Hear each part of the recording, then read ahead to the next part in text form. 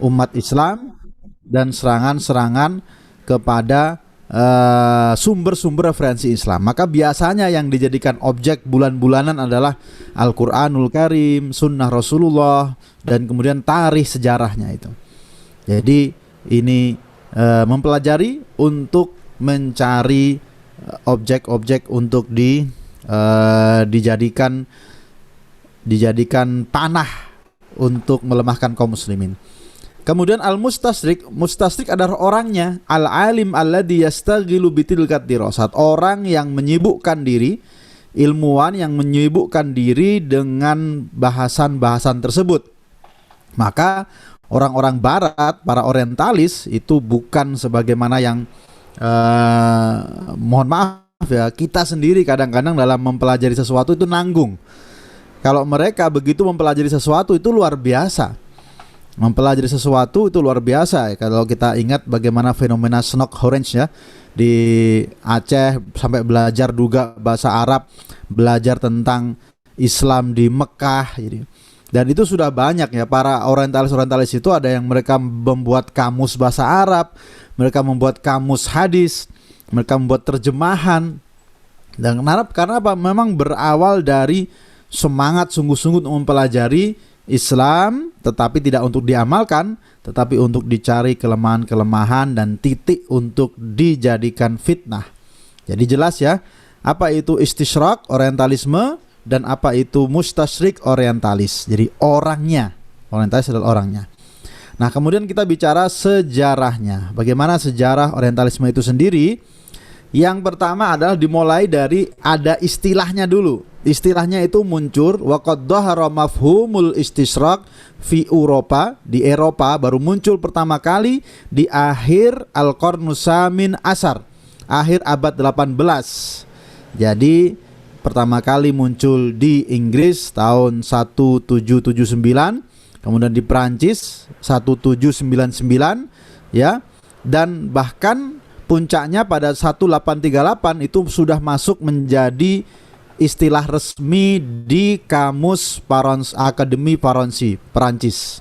Jadi masuk kamus, berarti ini menjadi satu, kalau bahasa kita nomenklatur perkuliahan, menjadi satu mata kuliah, menjadi satu tema, menjadi satu objek, menjadi satu bidang studi sendiri, resmi masuk di dalam kamus Akademi Perancis tahun 1838. Jadi perkembangannya dari mulai istilah itu.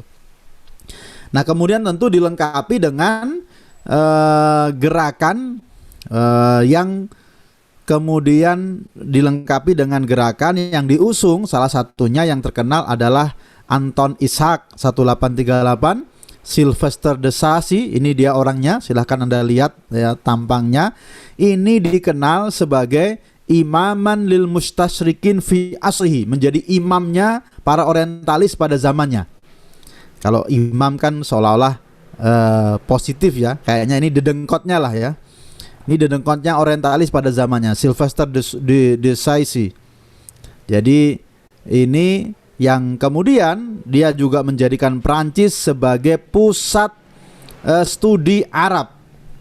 Jadi pada tahun itu 1838 itu sudah berkembang pemikiran dan bahkan membuat satu pusat studi kearaban, yang di situ kemudian dia banyak melahirkan kader-kader orientalis. Jadi kurang apa ya sejarah perkembangannya, mulai dari istilah, tokoh, karena nggak cukup tokoh, maka kemudian muncul juga komunitas-komunitas. Pada tahun-tahun itu juga fi muntasofi qarnutasi asar, di pertengahan abad 19, para orientalis membuat jam'iyat lidirasat istisraqiyah. Bahasa kita adalah badan-badan, lembaga-lembaga, yayasan-yayasan atau perkumpulan-perkumpulan baik di Eropa maupun Amerika. Untuk apa? Ya jelas membuat perkumpulan komunitas orientalis yang secara resmi. Jadi kurang apa sudah? Bahasanya sudah, tokohnya sudah, wadahnya juga sudah ada. Di Amerika, di Prancis ya, di Britania, Inggris, Irlandia, semuanya mereka sudah membuat komunitas-komunitas.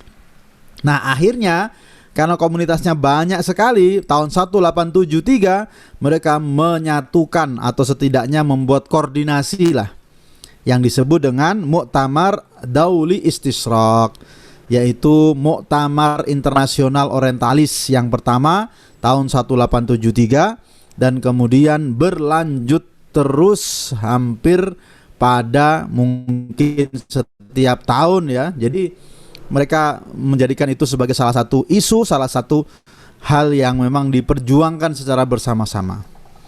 Anda lihat di gambarnya ini ya, di gambarnya ada keterangan tentang salah satu pidato yang disampaikan di dalam Kongres Orientalis ke-9. Dan itu tahun 1892. Nah, kalau 1892 itu ke-9, bener ya. Tinggal 1892 dikurangi, berarti kongres yang pertama itu berapa? 1873. Betul ya? Oh enggak, berarti kongresnya enggak tiap tahun ini ya. Yang pertama jelas 1873, kemudian kongres ke-9-nya 1892.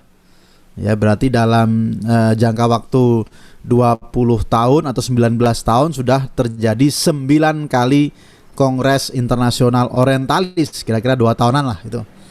Jadi ini menunjukkan kesungguhan ya, koordinasi, dan tentu saja untuk apa semua itu? Pertanyaannya untuk apa? Ada beberapa motivasi atau tujuan yang bisa kita lihat, kita bisa analisa dari berbagai referensi ya yang tadi dituliskan oleh Profesor Dr. Hussein Rikob. Yang pertama sisi agama. Apa itu yang menjadi tujuan? Tujuan mereka pertama adalah himayatun nasara minhu. Ingin membentengi agama Nasrani. Jadi mereka ingin membentengi agama Nasrani supaya pengikut-pengikut mereka tidak beralih ke Islam. Karena ada kecenderungan kalau mereka mengenal ajaran Islam secara murni, secara benar-benar, maka mereka akan tertarik. Nah, cara yang paling penting kalau bahasa kita adalah demarketing ya. Jadi black marketing, demarketing. Mereka ingin mendemarketing Islam supaya jualan mereka terhadap agama Nasrani itu tetap laku. Ini adalah tujuan yang pertama. Karena pada waktu itu memang akidah Nasrani itu sudah mulai banyak dikritik oleh orang-orang penganut mereka sendiri, sehingga disinilah yang kemudian mereka berusaha menghindar dari bahasan itu dengan menyibukkan umat Nasrani dengan bahasan-bahasan yang mencela Islam. Jadi daripada mereka dikritik ya, kalau bahasa kita adalah pertahanan terbaik adalah menyerang itu. Jadi daripada mereka dikritik oleh umatnya sendiri terhadap keyakinannya yang menyimpang, maka mereka kemudian melempar kesibukan dengan bahasan istishraq ini kepada Islam itu. Kemudian mereka ingin tentu sekali lagi hampir sama ya, intiqas minal Islam. Mereka ingin mengurangi keindahan Islam, mereka ingin mencela keindahan Islam supaya orang-orang yaltafitun nasara ila naqdil aqidatin nasraniyah, supaya orang-orang Nasrani tidak sempat mengkritiki keyakinan mereka sendiri. Nah ini ya, jadi sekali lagi tadi ada kecenderungan pada waktu itu umat Nasrani mulai kritis, mengkritisi para pendeta, mengkritisi ajaran agamanya yang dianggap tidak konsisten dengan logika. Maka kemudian mereka mengalihkan dengan membuat bahasan istishraq supaya umat Nasrani disibukkan dengan bahasan ini dan lupa dengan kekurangan-kekurangan yang ada dalam ajaran agamanya. Kemudian juga istishraq ini juga tentu punya tujuan lain ya. Mereka ingin umat Islam berpindah agamanya. Setelah mereka mencela ajaran agama, kemudian kalau anak-anak umat Islam itu merasakan hal ini, tentu mereka bisa membenci atau mereka menjauh dari agama, dan kemudian itu adalah modal yang tepat untuk menampung mereka dalam agama Nasrani.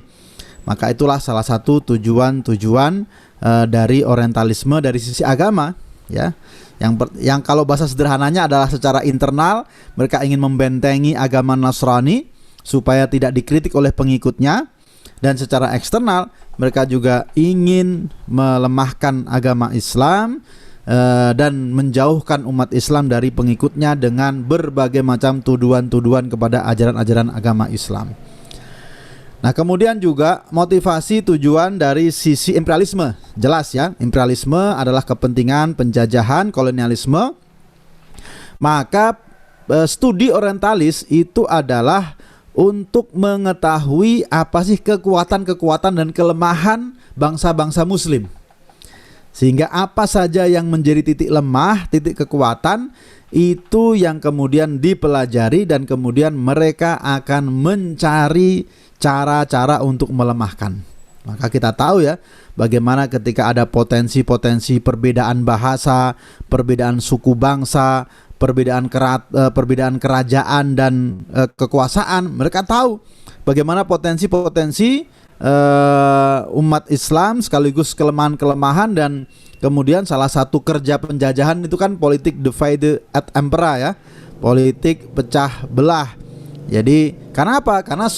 Karena itu hasil masukan dari orientalis juga. Orientalis sudah melihat bagaimana apa yang harus ditakuti dari umat Islam dan apa yang harus dijauhkan, dan itulah yang kemudian ini kepentingan orientalisme. Maka umat Islam dijauhkan dengan agamanya supaya mereka tidak mengenal jihad untuk melawan penjajah Belanda atau penjajahan itu sendiri.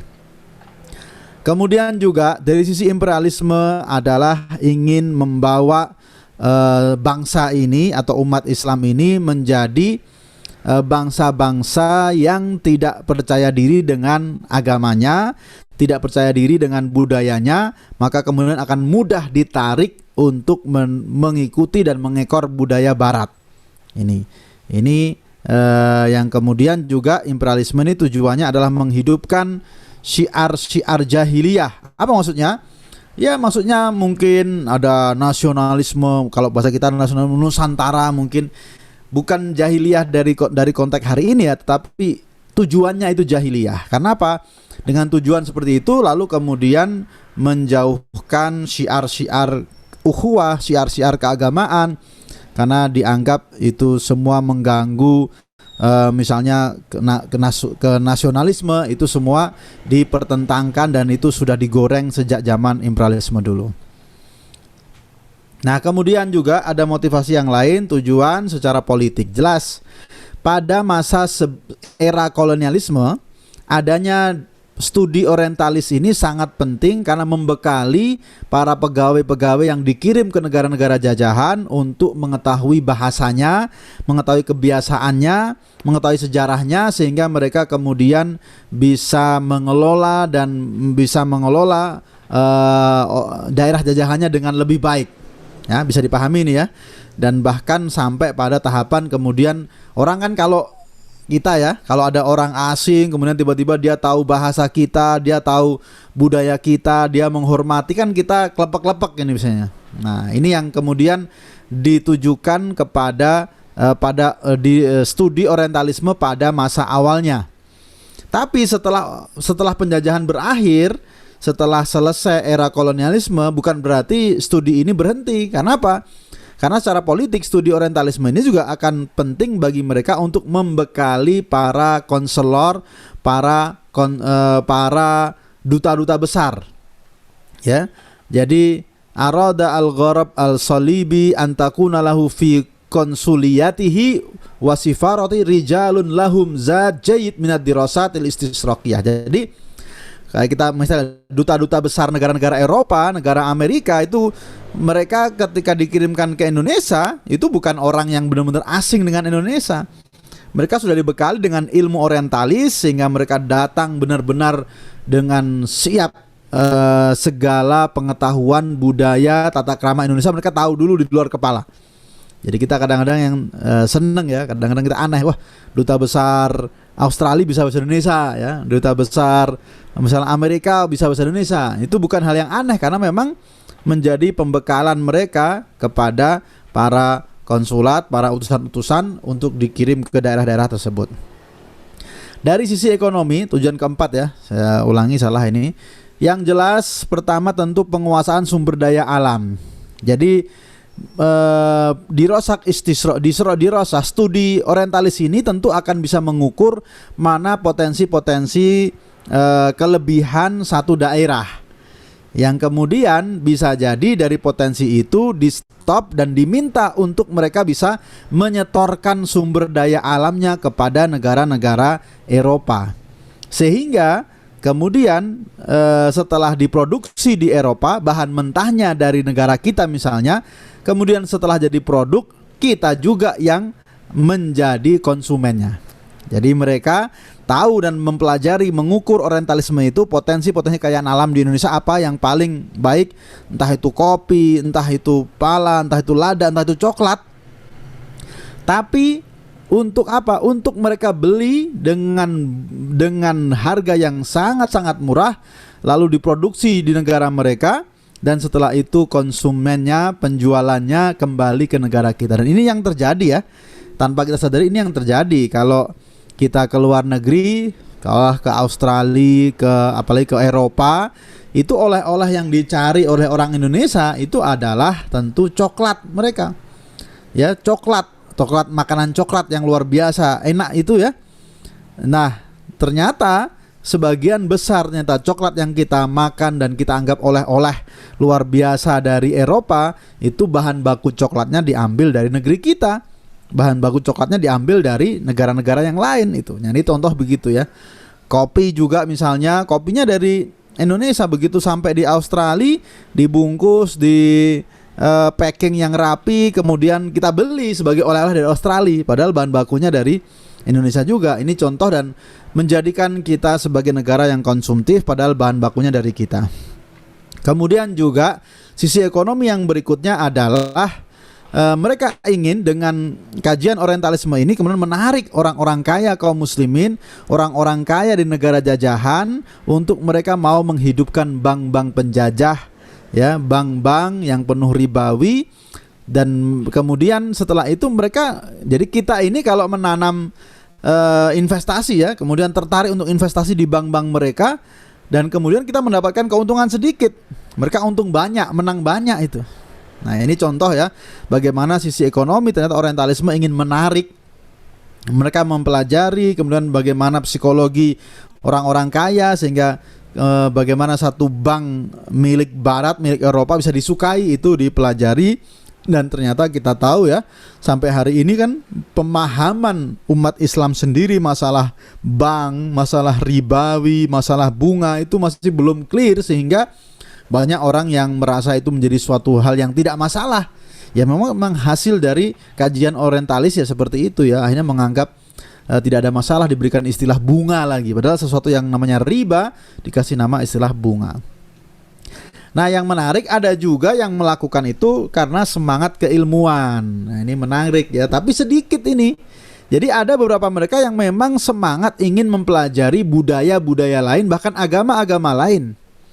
Ada orang-orang yang begitu ya. Jadi mereka mempelajari orientalis karena cinta ilmu saja.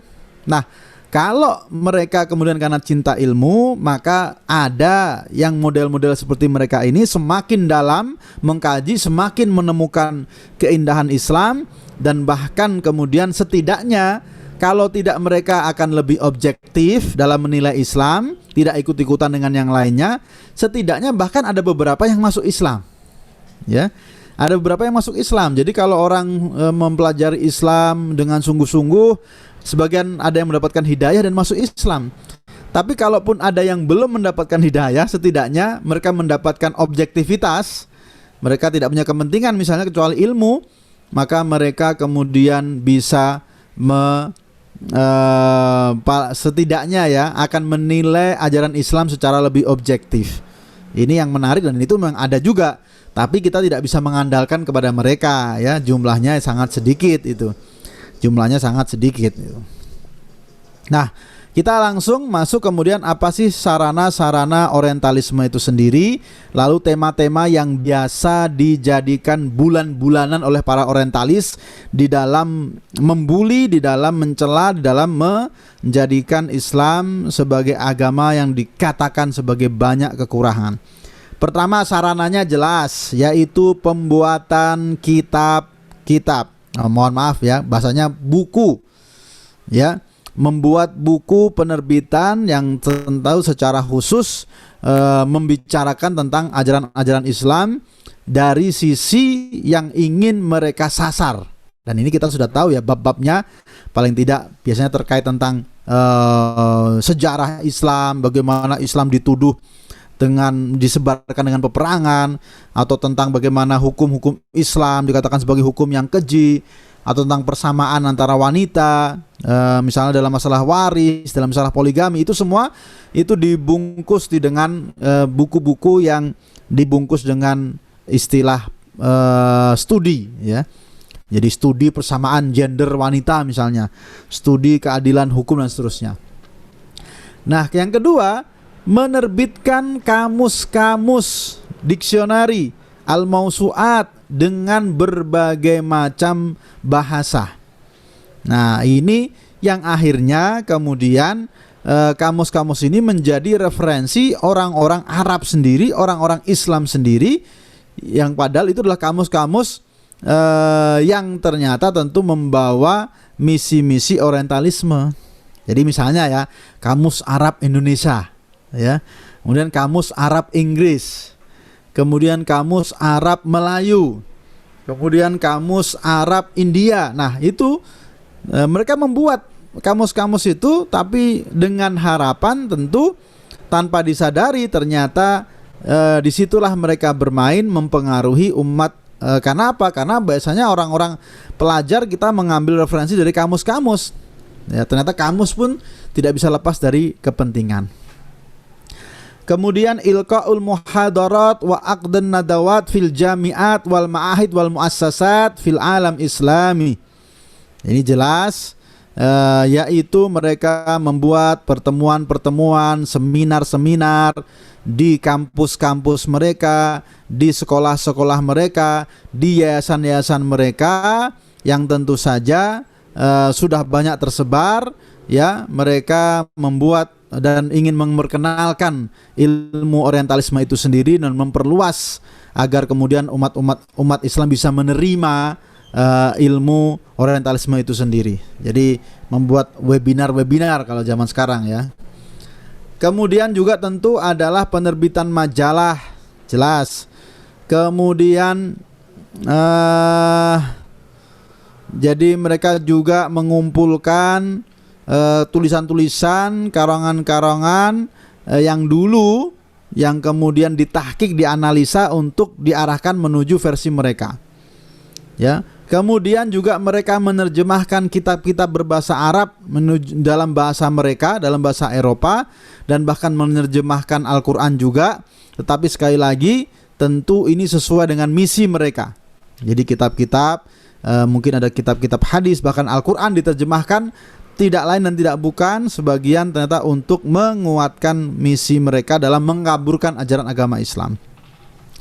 Dan tentu saja tadi sudah membuat muktamar-muktamar orientalisme untuk memberikan mereka saling memberikan pengalaman, ya, dalam menghadapi kaum muslimin. Ini sarana orientalisme. Dan tentu saja adalah pembelajaran-pembelajaran, ya, pembelajaran-pembelajaran di kampus-kampus kaum muslimin sendiri sudah diberikan juga mata kuliah atau diberikan pelajaran yang semuanya ternyata diambil dari tema-tema yang sering diserang oleh orientalisme. Dan yang menarik adalah tentu saja menjadikan sekolah-sekolah mereka, kampus-kampus mereka menjadi sarana pendidikan anak-anak umat Islam untuk dijejali pemikiran-pemikiran yang melawan Islam. Karena itulah produk orientalisme. Jadi akhirnya orang keluar dari sekolah Islam bisa jadi, atau keluar dari satu pondok bisa jadi, atau keluar dari satu sekolah ternyata justru malah memusuhi Islam karena memang diberikan konsep-konsep seperti itu dalam orientalisme itu sendiri. Nah, kita masuk bahasan tentang ini bahasan terakhir, ya. Tadi kan tentang sejarah, kemudian tentang motivasinya, sarananya, dan yang keempat tentang apa objek yang sering dijadikan bulan-bulanan atau dijadikan panah serangan oleh mereka. Bisa dipahami, ya. Kita membahas 4 hal ini, ya. Yang terakhir ini adalah apa? Objeknya. Apa sih tema-tema yang mereka gali, mereka goreng, Pertama tentu adalah dari sisi Al-Qur'anul Karim. Ini menjadi tema utama, yaitu mereka menuduh dan menggembor-gemborkan bahwa annal Qur'anal Karim min wad'i Muhammadin sallallahu alaihi wasallam. Quran itu ditulis oleh Muhammad. Dia bukan kitab suci, bukan wahyu dari Allah, tetapi adalah hasil karangan tulisan Muhammad sallallahu alaihi wasallam dari pengalaman dan kecerdasannya. Jadi apalagi juga mereka menuduh yang menjadi sumber inspirasi Muhammad dalam menulis Quran adalah orang-orang Yahudi dan orang-orang Nasrani. Maka ini bahkan juga sebagian mereka juga menuduh semua tulisan Quran itu hasil dari kecerdasan dan kehebatan Muhammad sallallahu alaihi wasallam. Dan ini ada di banyak statement mereka. Misalnya Richard Bell mengatakan, "Inna Muhammadan i'tamada 'alal kitabil muqaddas fi kitabatihil Qur'an." Kalau bahasanya, Muhammad itu mengambil referensi dari kitab suci lainnya di dalam menuliskan Al-Quran. Nah, jadi kurang ajar nggak ini ya? Jadi bagaimana mereka menuduh, dan tuduhan yang pertama adalah Al-Quran. Kemudian juga mereka menuduh tentang orisinalitas kenabian Rasulullah SAW. Mereka mengingkari kenabian Muhammad, ya. Mereka mengingkari risalahnya kenabian, dan bahkan Nabi Muhammad itu hanya dianggap oleh mereka pemimpin politik atau tokoh reformasi sosial, itu saja. Jadi dikecilkan peran sebagai seorang nabi, atau dikecilkan bagaimana Rasulullah SAW sebagai seorang nabi, tetapi dikatakan bahwa dia adalah tokoh politik, dia adalah tokoh sosial, dan yang paling parah ada juga yang menuduh dia adalah orang yang mempunyai penyakit jiwa psikologis, yaitu kalau bahasa kita ingin tampil, ya, ingin kemudian mempengaruhi orang dengan karangan-karangan ceritanya. Naudzubillah summa naudzubillah, ini adalah apa yang mereka tuduhkan kepada Rasulullah sallallahu alaihi wasallam. Kemudian juga mereka menuduh dan menjadikan objek untuk dikaburkan adalah tentang sunnah-sunnah Rasulullah sallallahu alaihi wasallam. Jadi misalnya ini yang disebut sunnah Rasul adalah hadis, ya. Jadi hadis Nabi itu salah satu yang sering mereka banyak kaji untuk dicari kelemahannya. Yang jelas tentu dimulai dari penulisannya saja. Mereka meragukan tentang penulisannya dan dianggap bercampur dengan karangan-karangan yang lainnya. Jadi mereka mencela bagaimana mungkin hadis bisa sekuat itu orisinalitasnya. Maka mereka mengatakan bahwa itu hanya pemikiran-pemikiran keagamaan, itu hanya bahasa kita ijtihad dari para sahabat atau para ulama. Jadi itu adalah satu hal yang tertolak jelas. Kenapa? Kita para santriwan sekali, kita tahu ya dalam ulumul hadis, teman-teman sekalian belajar ulumul hadis ya, itu bagaimana proses penjagaan atas hadis secara riwayat, secara sanad, jelas mana hadis yang ahad, mana yang sahih, mana yang dhaif, mana yang mutawatir, dan mana juga perbedaan ulama di dalam membagi dan meneliti semua itu. Bahkan ada namanya jarh wa ta'dil. Jadi sekali lagi ini menunjukkan bahwa tuduhan mereka kembali salah. Jadi mereka mengatakan hadis nggak mungkin orisinil, ya. Yang namanya hadis sunnah nabawiyah itu paling adalah karangan-karangan dari para ulama, karangan dari para sahabat. Sekali lagi ini untuk apa? Menyerang, karena kita tahu sunnah Rasulullah, sunnah atau hadis adalah referensi di dalam Islam, keislaman kita. Bahkan referensi utama selain Al-Quran adalah Al-Hadis. Maka diserang dengan kondisi seperti itu. Yang jelas yang nomor 4, 5, dan 6 ya, langsung kita percepat. Tentang yang dikritik adalah fikihnya. Fikih kita dikritik, peradaban dan sejarah kita dikritik. Bukan dikritik, digoreng. Dan juga adab sastra kita.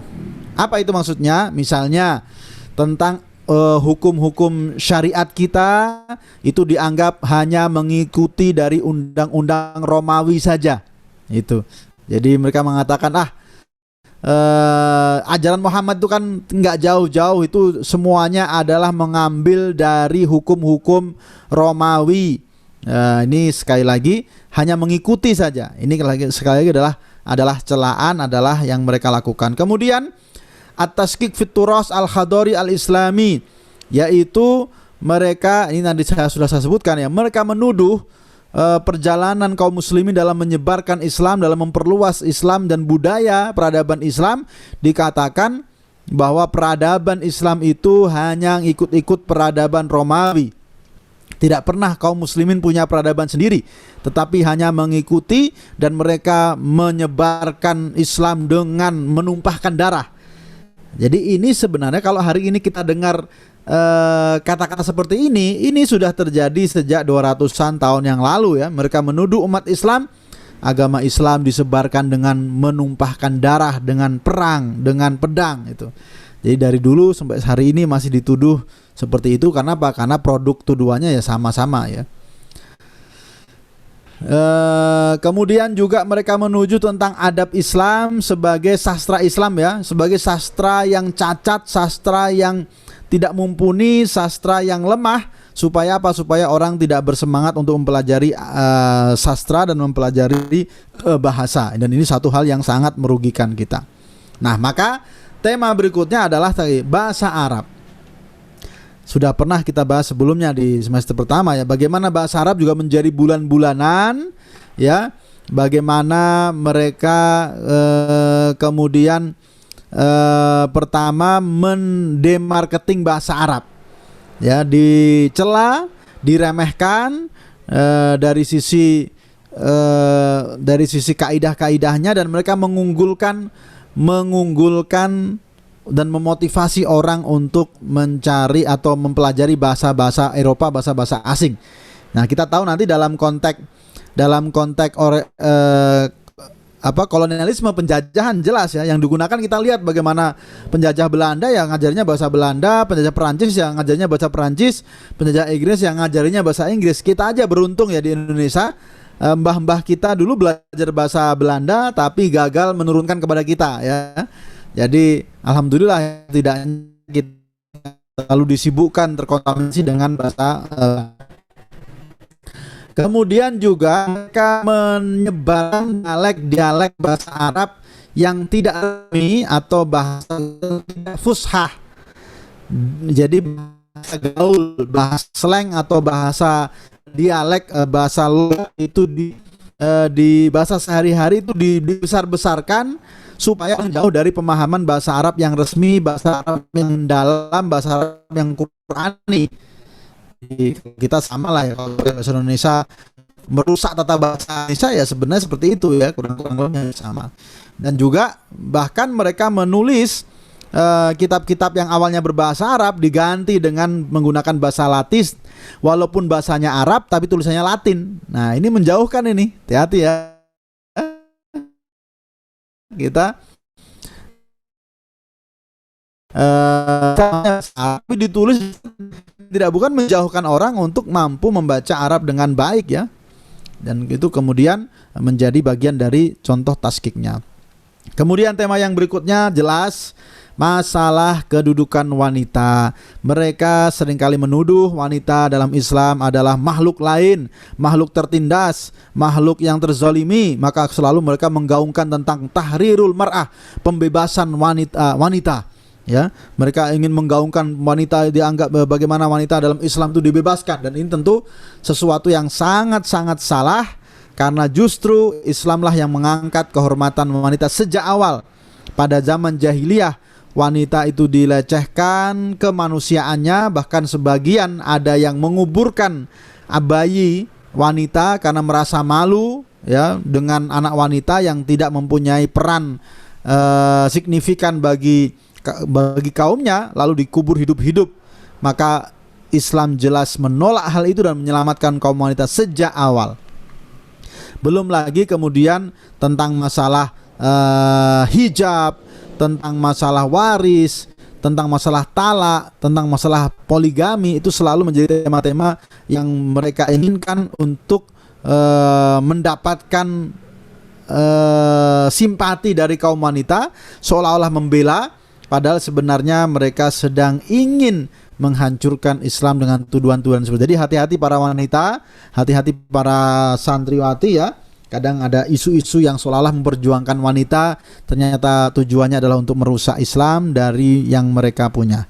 Yang terakhir adalah mereka membuat senjata, temanya adalah menghidupkan nasionalisme yang sempit, ya. Misal tentang kejawaan itu, bagaimana tentang kesundaan, bagaimana tentang kepapuaan itu, supaya apa? Supaya semakin lemah kaum muslimin karena disibukkan dengan syiar-syiar berbangga-bangga dengan sukunya masing-masing. Bagaimana kita tahu ya, negara Indonesia ini kalau semuanya membanggakan sukunya masing-masing, tentu tidak akan terjadi persatuan kesatuan seperti hari ini. Maka kita bersyukur ya, adanya Sumpah Pemuda yang menyatukan berbagai macam potensi. Sumpah Pemuda yang meyakini dan kemudian mengakui tentang bagaimana Indonesia mempunyai bangsa yang satu, menjadi bahasa juga yang satu, tanah air yang satu, maka satu kelebihan dan harus kita syukuri. Yang terakhir, mereka orientalis juga ingin menghidupkan pemikiran-pemikiran yang sesat. Ya, komunitas-komunitas jamaah-jamaah satu dihidupkan, diviralkan, supaya apa? Supaya merusak agama itu sendiri. Jadi dan dalam hal ini yang paling jelas adalah misalnya produk Ahmadiyah yang dengan nabi palsunya Mirza Ghulam Ahmad, yang justru malah lahir dari benih-benih tadi imperialisme, kolonialisme, yang kemudian mendapatkan sambutan banyak ya, dan tujuannya adalah untuk menyimpangkan kaum muslimin dari akidahnya dan tidak fokus kepada penjajah, karena difokuskan dengan ngurusi organisasi-organisasi lainnya yang menyimpang ini. Jadi kalau ada bahasan-bahasan ini ya jelas memang ini supaya umat Islam tidak disibukkan dengan hal-hal yang lebih produktif, tapi disibukkan untuk mengurusi jamaah-jamaah yang menyimpang ini. Dan ini diviralkan karena salah satunya adalah semangat kolonialisme, penjajah untuk menyibukkan kaum muslimin dengan bangsanya sendiri. Politik pecah belah ya. Nah demikian itu yang kita bahas dalam pertemuan kali ini. Tentang apa? Tentang istisyraq, orientalisme. Insyaallah dalam pertemuan berikutnya kita bisa mengkaji lebih mendalam tentang namanya westernisasi atau taghrib produk-produknya. Sekali lagi kita membahas ini untuk mengetahui apa sih hal-hal yang menjadikan umat Islam ternyata lemah, ternyata belum mempunyai performa yang kuat. Tentu dengan harapan setelah kita mengetahui, kita sadar bahwa ini semua butuh bergerak. Nah, ini semua butuh bergerak, dan bergerak butuh tatanan langkah yang baik. Maka disitulah kita perlu belajar tentang fikih pergerakan kontemporer. Saya kira itu demikian. Terima kasih. Semoga mohon maaf atas segala salaf hilaf. Aku qauli hada wa astaghfirullahi walakum. Assalamualaikum warahmatullahi wabarakatuh. Waalaikumsalam warahmatullahi wabarakatuh. Syukron kepada Ustadz Hatta Syamsuddin yang sudah memberikan materi yang luar biasa ya.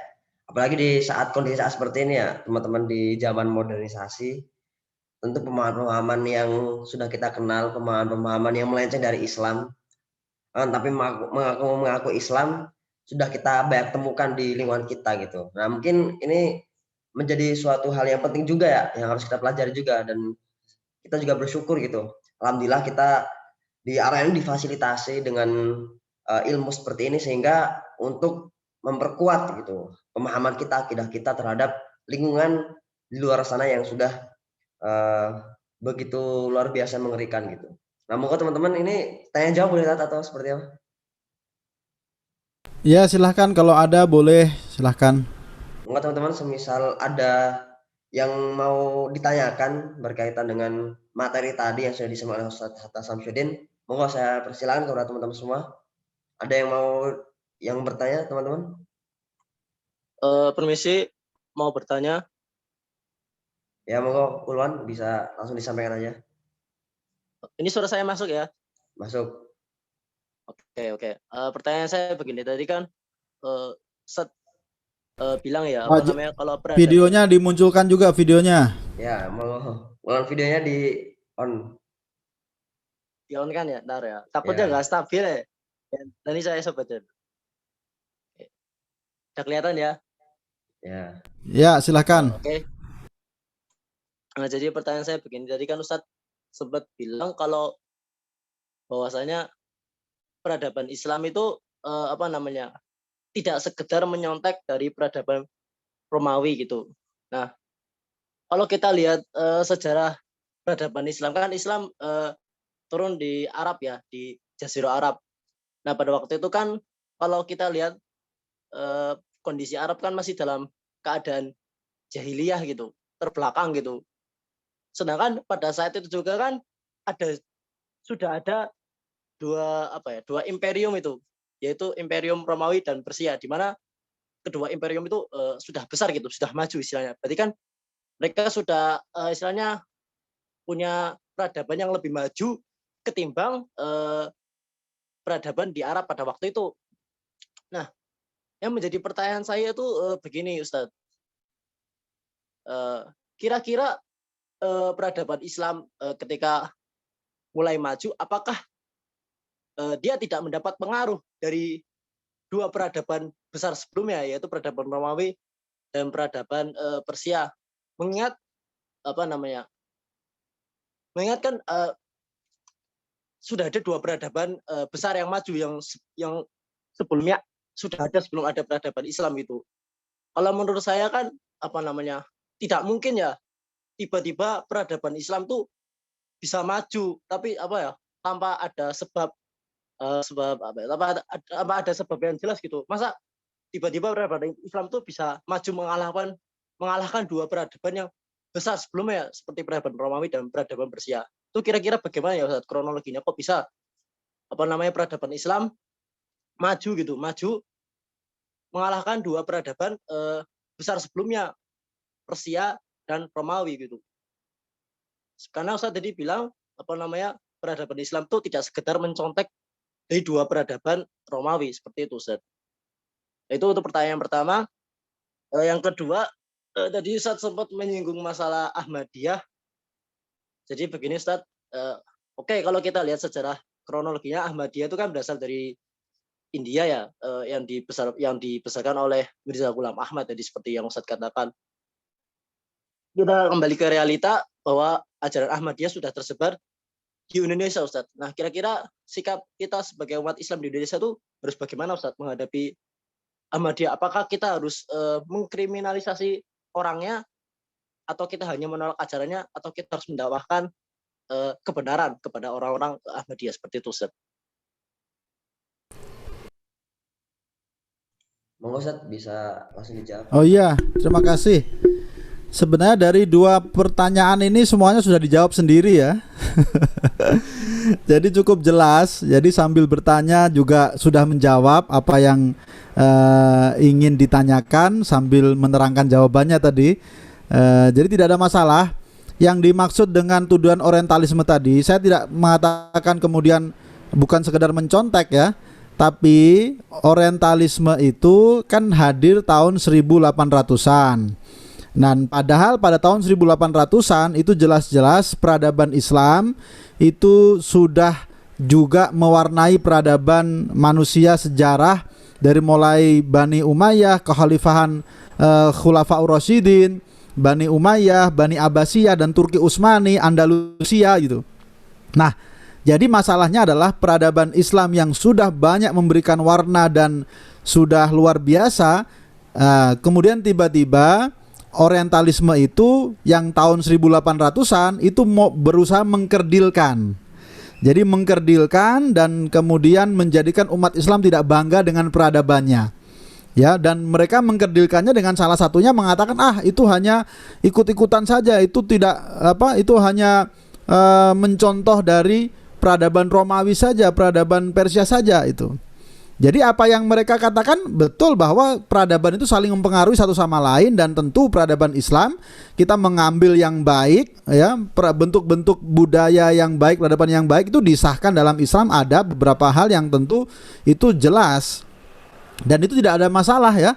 namanya peradaban saling mewarnai, saling mempengaruhi, tapi kita punya ukurannya. Jadi ada kaidahnya. Apakah ini boleh atau tidak boleh? Bagaimana kita mencontoh barat hari ini pun boleh, ada yang boleh dan yang tidak boleh, semua ada kaidahnya. Tetapi yang tadi menjadi catatan adalah di tahun 1800-an, di saat sejarah kita umat Islam, peradaban Islam itu sudah sangat gemilang dengan Andalusia, Abbasiyah, kemudian Umayyah, kemudian Turki Utsmani. Orientalisme meremehkan itu semua dengan berusaha supaya umat Islam nggak bangga dengan peradabannya. Jadi bisa dipahami ya, kita bukan membahas kemunculan peradaban Islam yang itu pasti akan juga terpengaruhi dengan budaya-budaya yang ada pada waktu itu, Persia dan Romawi, tapi kita membahas Orientalisme mengkerdilkan peradaban Islam yang sudah jaya pada tahun 1800-an itu. Mereka mengkerdilkan supaya umat Islam tidak percaya diri, supaya umat Islam mengatakan merasa tidak mampu bangkit lagi, supaya umat Islam tidak bangga dengan peradabannya. Ya, jadi titik poinnya di situ ya. Bukan soal contek mencontek, bukan soal pengaruh-pengaruhi, tapi soal mereka ingin merendahkan dan menafikan kemajuan peradaban Islam khususnya di mata pengikutnya. Itu. Kemudian yang kedua tadi sudah dijawab sendiri ya, tentang Ahmadiyah itu salah satu contoh saja. Salah satu contoh. Jadi contoh bagaimana Orientalisme itu mereka sangat mensupport ya. Ada pemikiran-pemikiran yang sesat, kelompok-kelompok yang sesat, supaya apa? Supaya umat Islam sibuk dengan mereka sendiri secara internal berkonflik itu. Jadi ada produk-produk sengaja disupport orang-orang atau komunitas-komunitas yang mempunyai pemikiran menyimpang, diviralkan, mungkin bisa juga dibantu, yang akhirnya menjadi berkembang, tumbuh berkembang, yang akhirnya kemudian umat Islam sibuk untuk mengurusi itu satu sama lain. Nah, contohnya salah satunya adalah Ahmadiyah yang mungkin lebih besar dari yang lainnya itu. Nah, bagaimana menyikapinya? Tadi sudah dijawab sendiri ya. Yang kita menyikapinya ya didakwahi ya. Kita mendakwahi, meluruskan ajarannya, kita membentengi generasi kita dari pemahaman-pemahaman yang menyimpang seperti itu. Dan negara kita negara hukum, tidak mungkin kita menghukumi orang tidak dengan cara yang baik.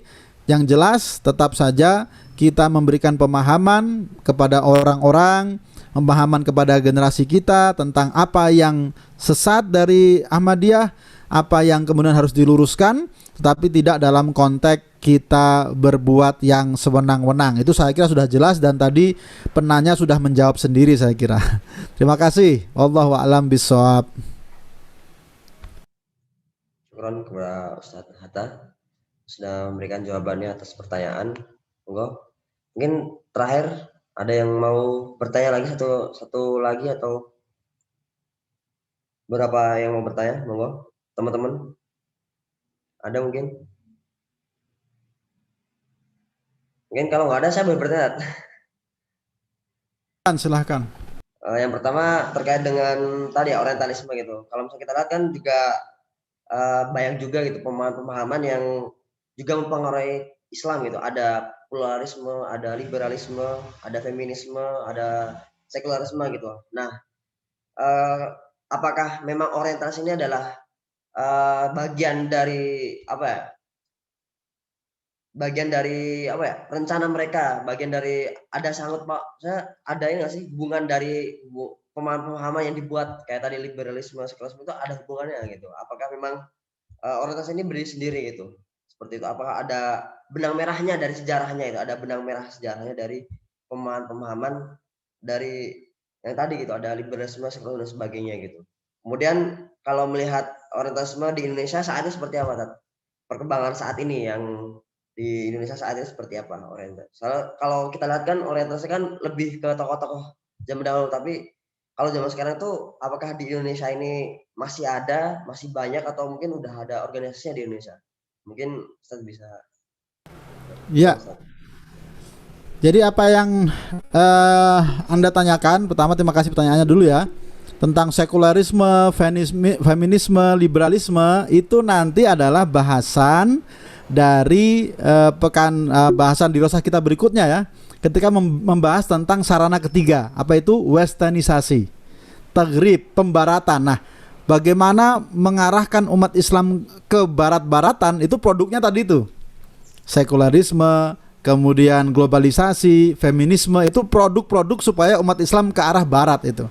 Ya, pembaratan. Tapi kalau orientalisme itu sebaliknya. Orientalisme itu adalah orang-orang Eropa mempelajari Islam untuk kemudian mencari bahan-bahan untuk bisa menyerang Islam, sekaligus supaya dia jadi rujukan kepada umat Islam, ngambil rujukan dari dia, akhirnya salah pemahaman itu. Jadi kalau kita bicara orientalisme hari ini, bisa jadi ada dua bentuknya, ya.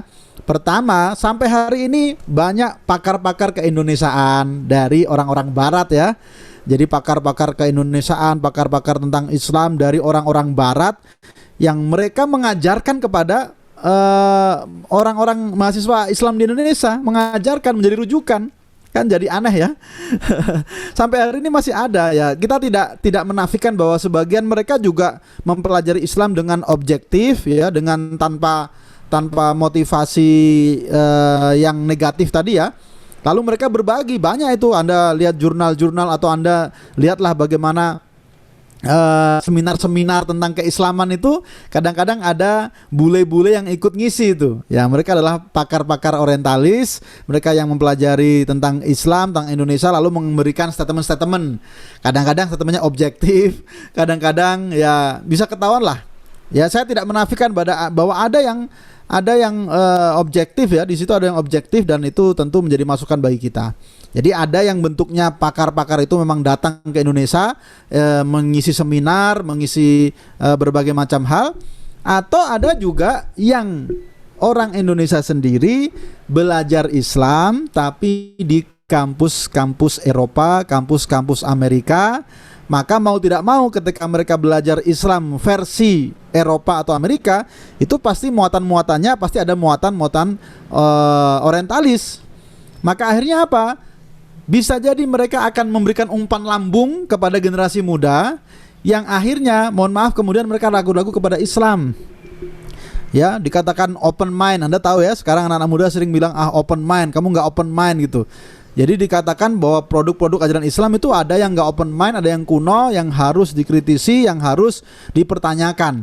Nah, ini dari mana? Ini dari tentu orang-orang yang belajar orientalisme dan mereka mendapatkan, bahasa kita, amunisi untuk menyerang Islam dari dalam, menyerang ajaran-ajaran Islam. Sudah banyak itu tuduhan-tuduhan. Mereka tahu tentang hadis, wah itu bukannya Rasulullah menikahi Aisyah dalam kondisi anak kecil, gadis kecil, itu ada hadisnya sahih, ya gitu. Jadi itu bagaimana dulu Rasulullah mengeksekusi tawanan Yahudi, Bani Quraidah atau Bani Kainuka misalnya. Itu mereka menemukan celah-celah, ya, amunisi untuk kemudian dijadikan serangan. Bagaimana perbudakan dalam Islam, ya. Dan sekali lagi, kalau kita tidak mengkaji dengan jernih, kita tidak benar-benar kembali kepada referensi Islam, kita akan mudah terpengaruh, ya. Kita mengatakan, oh iya ya, gitu kan. Bagaimana itu pembagian? Sekarang banyak wanita bekerja, wanita jadi tulang punggung keluarga. Masa wanita cuma dapat bagian separuh dari laki-laki itu. Nah, itu contoh, ya, bagaimana mereka pintar sekali dalam tanda petik mencari celah-celah untuk kemudian menjadi amunisi dalam menyerang Islam. Dan generasi muda, teman-teman sekalian, para santriwan santriwati, kalau tidak punya bekal pemahaman Islam yang kuat, pasti bisa terpengaruh dan mengatakan, oh iya ya, gitu, ya. Hati-hati, waspadalah. Wallahu a'lam bishawab. Ustaz atas jawabannya.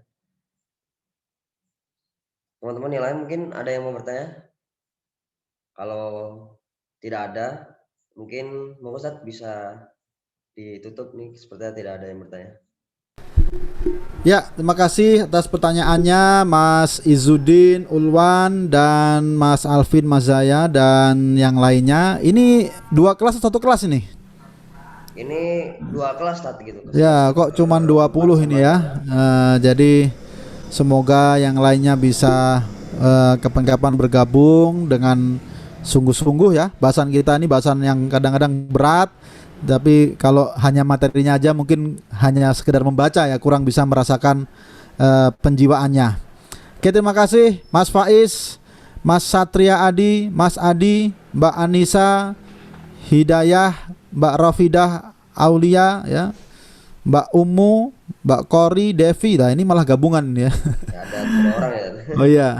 Oke, selamat mengisi hari ini dengan penuh semangat, penuh keberkahan. Semoga Allah SWT berkahi dan mudahkan aktivitas kita hari ini. Ketemu lagi dalam kesempatan berikutnya. Assalamualaikum warahmatullahi wabarakatuh. Waalaikumsalam warahmatullahi wabarakatuh. Syukran kepada Ustaz Hatta Syamsuddin Waalaikumsalam telah warahmatullahi memberikan. wabarakatuh. Semoga apa yang sudah disampaikan Ustaz Hatta Syamsuddin bisa memberikan semangat kita untuk mempelajari pemahaman Islam kita lebih dalam. Mungkin itu, mari kita tutup dengan istighfar yang sebanyak-banyaknya. Astagfirullahaladzim, astagfirullahaladzim. Dan dilanjutkan dengan bacaan alhamdulillah dan doa kafatul majlis. Alhamdulillahirabbil alamin, subhanaka wa bihamdika, asyhadu an la ilaha illa anta, astaghfiruka wa atubu ilaik. Qul qouli hadza astaghfirullah lakum wa billahi hidayah. Wassalamualaikum warahmatullahi wabarakatuh. Warahmatullahi wabarakatuh. Wabarakatuh.